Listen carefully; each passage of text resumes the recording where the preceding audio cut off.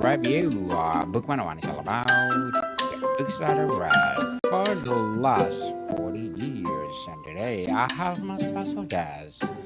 He's the author of the book Focus Busy as a Bee, no other than Mr. Jones Loflin. Hello, Daniel. Thanks for having me for this episode of talking about the book.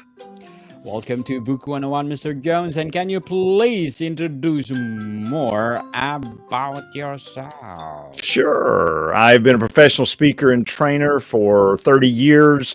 Background is education. I've written several books. My newest, of course, is Focused as a Bee. I've also written other books like Juggling Elephants, Always Growing, and Getting to It.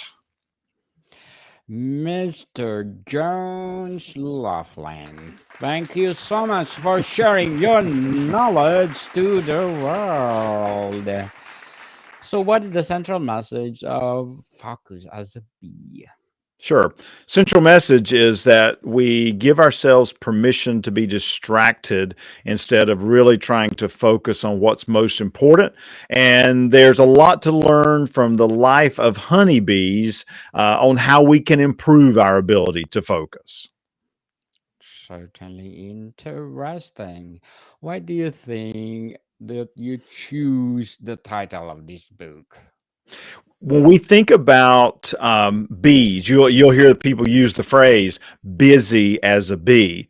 Busy implies there's a lot of activity, but we may not be accomplishing a whole lot that's important. Bees aren't busy. Bees are focused. Everything they do, every action they take is toward a desired outcome. They don't waste any time or energy on things that don't contribute to that outcome. So that's where the title Focused as a Bee comes from. Yes, indeed. So, what are the six buzzworthy strategies introduced in the book? Sure. They're wrapped around six permissions. So Hmm. the six strategies are six permissions, and the first one of those is the permission to prioritize. Second one is the permission to plan. The third one is the permission to be unavailable. Fourth is the permission to recharge. Fifth is the permission to change, and the sixth one is the permission to be consistent. And so we have ideas and strategies built around each one of those six permissions. To be consistent. I love that. Consistency, people, is one of the key to success. So, how does the book define focus in a modern Sure. distraction heavy world? Sure. The definition of focus that we use is the intentional direction of your time and energy toward what is most important. Some key words there: intentional, time, energy, toward what's most important. And excuse me, Daniel, I'm going to have. Oh, I thought I No was going to have worries. to sneeze. I No apologize. worries. No Okay, I'm worries. back. Apologize for that. So, what makes the book different from other productivity or self help guides? Sure. We are very specific in this book to the whole idea of focus to improve productivity, to improve your ability to manage your time. But really, we believe at the heart and soul of getting things done is your ability to stay focused on a task or a project or assignment or a conversation until you have achieved the outcome you're looking for, instead of just jumping from one thing to another. Yes, totally agree. So, Mr. Jones, let's talk about the application and Mhm. strategies of the book. What of the six strategies resonated with you the most and why? The one that resonates with me the most is the permission to be unavailable. Uh, Wow. Too often we are available to every sound, everything we can see. We're available to distracting thoughts. And so our ability to be unavailable to those things, to figure out how to not, as we say, get caught up in our head with so many thoughts of things that aren't done, or thinking about other things, creating an environment where you're not so distracted by your smartphone close by, or other technology going on, and then being unavailable to other people. One of the hardest things for us to do, especially if you're a leader or a manager, is to admit you need to be unavailable to your people for a period of time so you can work on strategy, so that you can accomplish some other tasks, so you can spend some time planning for how best to work with your team. And so being unavailable is the one that has always resonated the most with me. For me, for sure, the consistency. So, how can someone begin implementing these strategies in their Mhm. daily routines? Sure. One of the first ways we suggest that people get started is that you have to have clearly defined goals of what you want to accomplish in a day or in a week or in a month. Because if not, that's when your mind starts racing towards so many different things, and it's almost impossible to stay focused on the task in front of you. If you start your day having clear goals outlined, I want to get these 3 things done today, or these 4 things, then your mind can more easily begin to focus on those things versus 100 other things that you could be working on. So we believe that's the first step, is you've got to have clearly defined goals for your day. That's part of the planning, the permission to plan. Beyond that, it's really important to create the environment where you can focus. And that's everything from whenever you get ready to start working on something to doing what we call an environmental audit. What do you see that could be distracting to you? You know, when people are working remotely and they're working out of a home office, sometimes they can see a pile of unfolded laundry, or they can see into the kitchen and they start thinking about, oh, I'm hungry, or any other number of things that are distracting. What are you hearing? If there's certain noises or sounds that are distracting you, but taking the time to create that environment that helps you to be able to focus instead of causing you to be distracted. Beautifully articulated, Mr. Jones. Very well said. So, how did you suggest balancing focus with flexibility and Mhm. creativity? Yes, that's a great point. Interestingly enough, let's take the last part of that, Daniel, in that you ask about creativity. Research has shown is that more structure that we put into our day, the more it allows us to be creative, because we get certain things done and then we have space set aside to be creative versus just jumping from one thing to another throughout the day. So that's one of the ways that we actually increase our ability to be creative, is if we have structure and order to our day so that we can be ready to be creative when we need to be. I just think that's really a critical piece of the process. Certainly. So, how does the book say about managing digital distractions, especially social media? Sure, absolutely. Lots of things we could talk about with that, Daniel. The key ones we suggest. One of them is, of course, when you're trying to focus, is removing your smartphone, your tablet, turning off the notifications, turning off the tabs that might have social media on them. Sometimes even removing those apps from your phone completely, so that you aren't tempted to be distracted by those when you're wanting to focus. Some other things are, you could put that device in airplane mode. Something else that we encourage people to do is actually to set some social media timers. That if they want to take a break and engage with Facebook or Twitter or X or whatever it is to set a timer for 5 minutes or 10 minutes, because that allows your brain to go, okay, I've got 10 minutes that I get to do this before I jump back into the activity I was going to be focusing on. So those are just a couple strategies.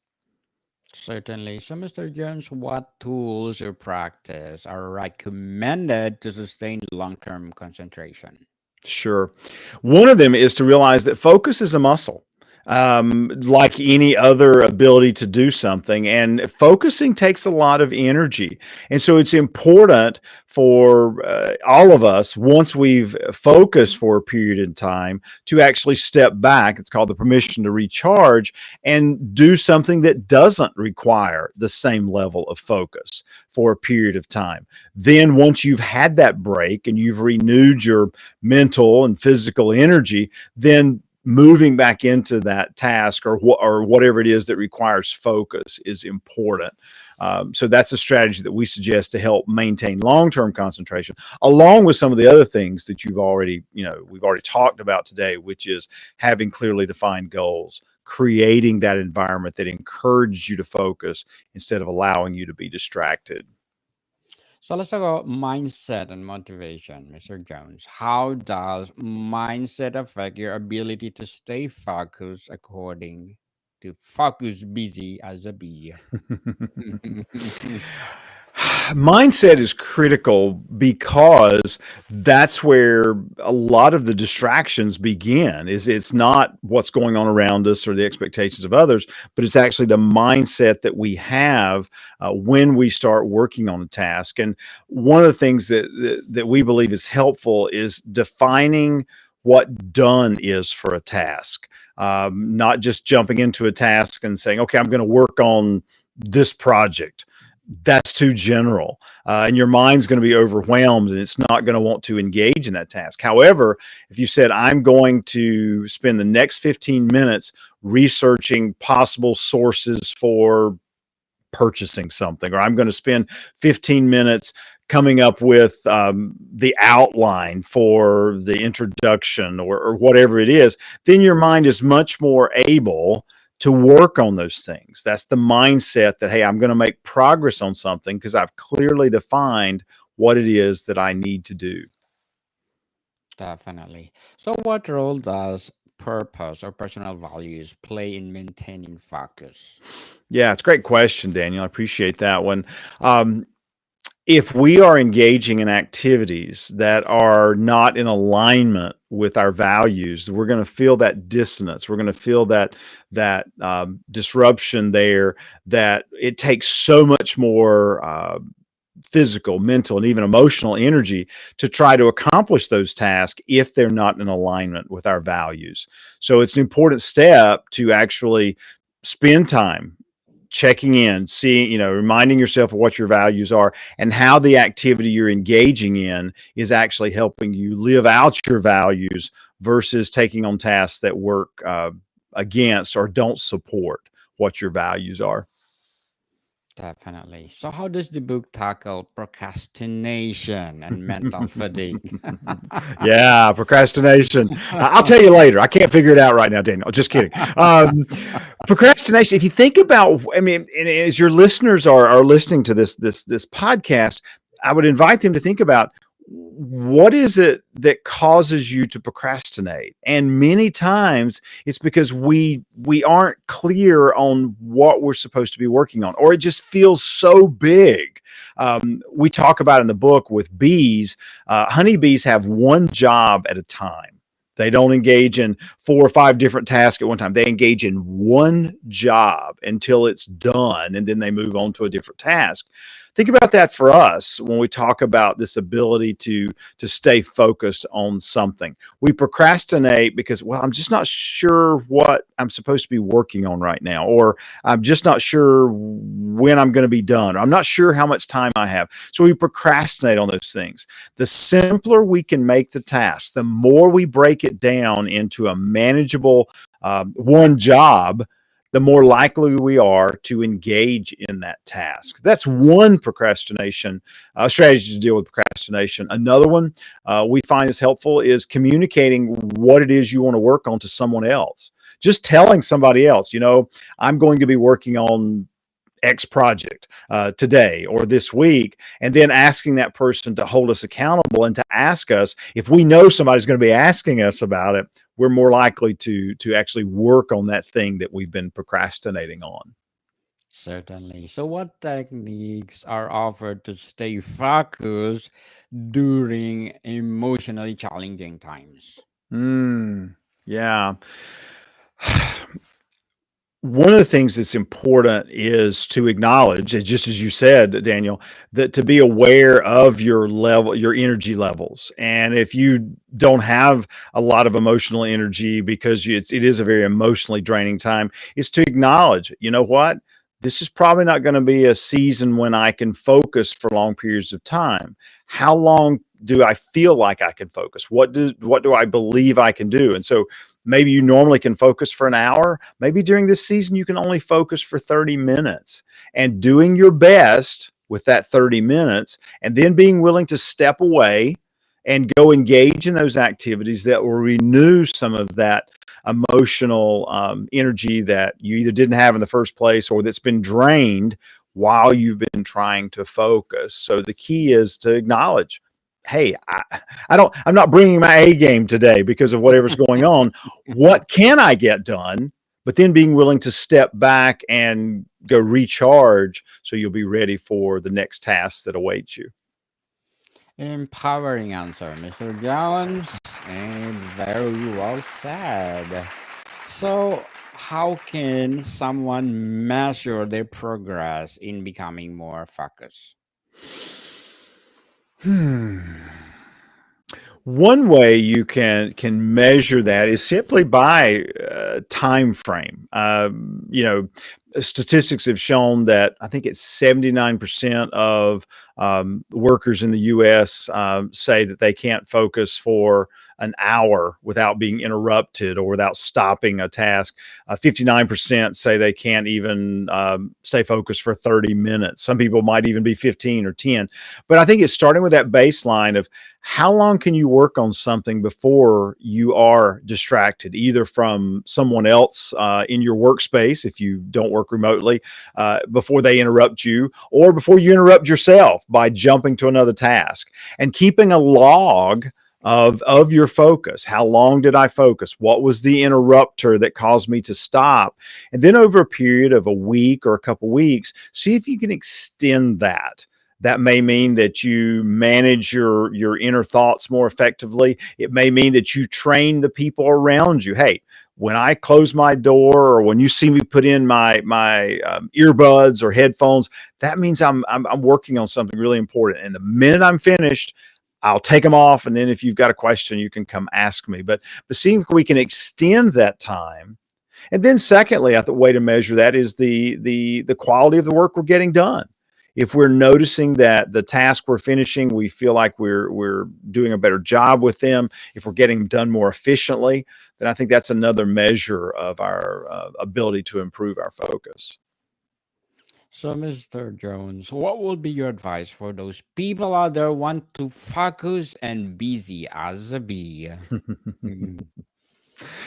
Advice would be, excuse me, my advice would be to start. Of course, I'd love for them to read the book, but I think the first thing they need to do is to ask themselves this question: what could I accomplish if I improved my ability to focus? What could I accomplish if I improved my ability to focus? Because that begins to start the path of thinking about the goals that I'm not achieving, the things that aren't happening that I really want to have happen in my work or life. And once you see that gap, then you start looking for ways to close that gap. And I certainly would hope that my book is one of the tools for doing that. I also would hope that they would ask themselves, what is inhibiting my ability to focus, and to address those issues or distractions that are keeping them from it. So, what will be your short term and long term goals, Mr. Jones, in, of course, writing? Short-term goal, of course, is to make Focused as a Bee as successful as possible, to have the greatest impact possible for the people who read it and who find the book. That would be the short term. Long-term goal, that's a great question. I really have not thought as much long term because I'm in a season of focus. That's what the book's about, where I am focusing intensely on making this book successful. But long term, I've been asked by someone to look at potentially writing a book to help people transition from um, uh, full-time work to kind of maybe semi-retirement or something. So that's intriguing to me. That would be one of my long-term goals, is perhaps write a book that helps people make that transition from end of full-time career into retirement. Good luck to your goals, Mr. Jones, and Thank you. thank you so much for your advice. So let's talk about the lifestyle and habit building of a book, of the focus busy as a bee. What habits or routines does you recommend to support a focused lifestyle? What habits and routines do I suggest to maintain a focused lifestyle? The first one would be starting your day with a consistent morning routine. Of all the things that I do, there is nothing that helps me be more effective and productive and focused than having a consistent morning routine where I um, focus on what's important to me. I reflect on my values. I do some writing.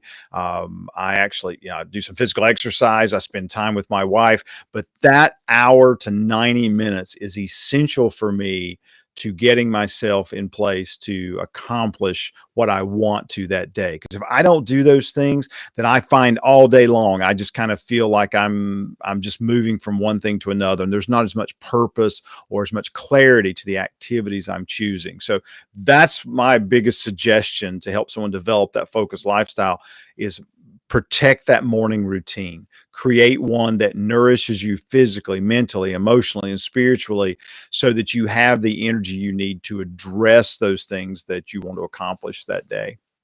Yes, indeed. So how can or I rephrase, how does rest and recovery play in the strategy for staying focused? Yeah. As I said earlier, focus takes mental energy. Yeah, I mean, it takes physical energy, and yes, it even takes emotional energy. And if we're always giving that out, we've got to give ourselves permission to stop and to ask ourselves, what do I need rest from right now? Maybe it's decision making, maybe it's problem solving, maybe it's being creative, but asking ourselves, what is it I need rest from? And then choosing to engage in some activities that don't require that same level of focus. Because that's when we're going to recharge, is when we're doing something that doesn't require focus. And then once our energy has been renewed and restored, then we can move back into that task that requires that higher level of focus. But rest and recovery is critical to prevent burnout, prevent mediocre work, and results that we really aren't going to be happy about. Definitely sleep 8 hours a day, people. So, Mr. Jones, what advice does the book offer for people with a ADHD or attention challenges? Sure. We don't specifically address, ADHD itself in the book. The strategies that they would find would be things like the permission to plan. People who have ADHD or similar conditions know their triggers. And if you can plan for what those triggers are and how do I reduce those triggers that take me away from focusing, then I think that's one of the things they're going to find in the book, is creating that environment that helps them focus versus trying to always fight against it. Because if they're always fighting the environment to try and focus, they're probably going to stop working on a task much sooner. Definitely. So before we wrap up our discussion, Mr. Jones, I'm inviting you to please do listen to my other podcast, Law 101. Each first season, People First Season with Mr. Andy Samachuk. Please do listen to our latest episode. We talk about Mr. Donald Trump global visa. So please do listen. Law 101, wherever you listen your podcast. So, Mr. Jones, after reading the book, what is one small change you can make today to be more focused? Just one? Wow. Just one. No, just Just one. one. Absolutely. The one change that people can make to be more focused is to simply be aware of what's distracting you. Asking yourself specifically, what is distracting me right now? And is it my thinking in my head? Is it the environment around me? Or is it the expectations of others that's keeping me from being focused? And addressing one of those so you can improve your level of focus just a little. It's not all going to happen at once. It's like a muscle, but address one small item that's limiting your ability to focus. Mr. Jones Loflin, thank you so much for sharing your knowledge to the world. And we are looking forward for more and more and more empowering books like this. So can you please invite our listeners to support your book? Absolutely. Of course, Focused as a Bee is available wherever you buy books. Of course, Amazon is one of those locations. Is available also as an audiobook. My daughter and I actually narrated the story, so you would actually Nice. hear our voices again. So you can find it there as well. Yes, people, let's support Mr. Jones Loflin because if you support him, as I said, more and more and more empowering books like this to come. So, Mr. Jones, thank you so much for Yeah. your time. Well, thank you, and thanks for having me on your show. More to come, people. See you soon.